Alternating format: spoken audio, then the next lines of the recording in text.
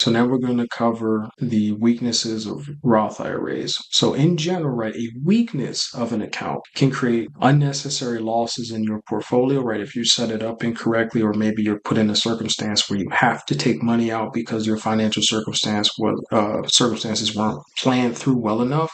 So you may end up taking some tax slaps that you otherwise didn't have to take if you had a better planner. And also inefficiency, right? So you may end up losing gains to taxes, normal taxation on investments that you possibly could have avoided. Or you could have the exact same portfolio size and maybe you could have taken on lower risk in order to achieve the same outcome. So a weakness is just anything that kind of holds you back unnecessarily. And so we're going to talk about the Roth's weaknesses. So the first Roth weaknesses that I see is a low contribution limit. As I mentioned earlier, the total Roth contribution limit is $6,500 plus an extra $1,500, I believe, was the catch-up contribution for those 50 and older.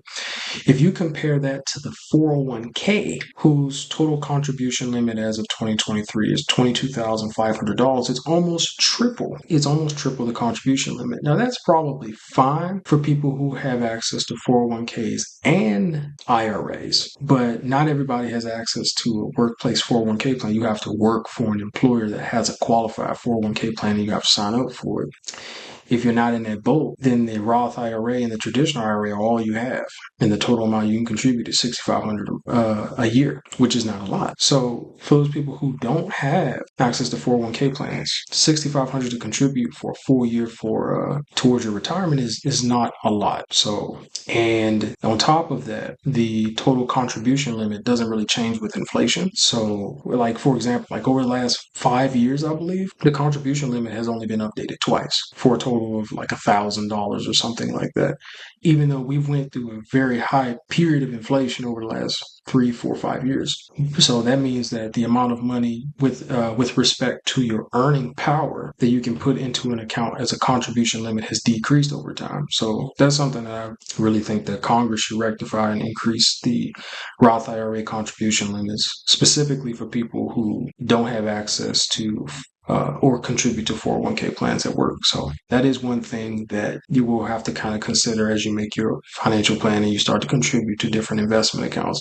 is that once you kind of really get the ball rolling, you will likely have to contribute to a Roth IRA if you have one. And if you choose to do that, you may have to also contribute to other accounts to kind of help you move the needle in a considerable way. So that would be disadvantage number one. So let's talk about disadvantage number two.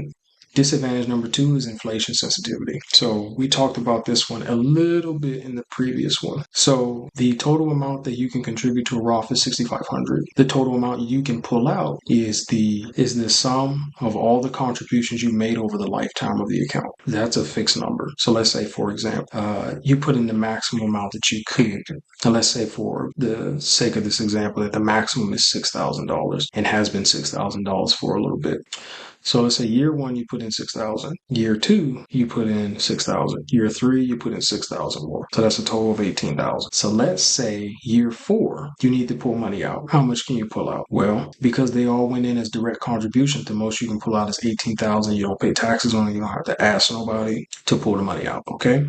What if instead of pulling out the money in year four, pulling out $18,000 in year four, you pulled it out in year 20? You would the same 18,000. You want to pull it out after 20 years instead of after 4. Well, you can still pull out that $18,000. You don't need to ask anybody. You don't need to sign any papers. You don't need to do anything. But consider that you have experienced, 20 years of inflation between when you put the money in and when you pull the money out. You can only pull out $18,000. But that $18,000 you pull out does not have the same buying power as the $18,000 you put in, right? And the longer you keep the money in the Roth IRA, the more considerable the difference is between the buying power of the money you put in and the buying power of the money you pull out. So even though the Roth IRA has some of the best liquidity options among the retirement plans, it also has a disadvantage because the longer you wait to pull the money out, if you choose to pull the money out, the less that money is worth. Yeah. So that's a considerable disadvantage in my view. But overall, I think the Roth IRA does a really good job and is a really balanced account.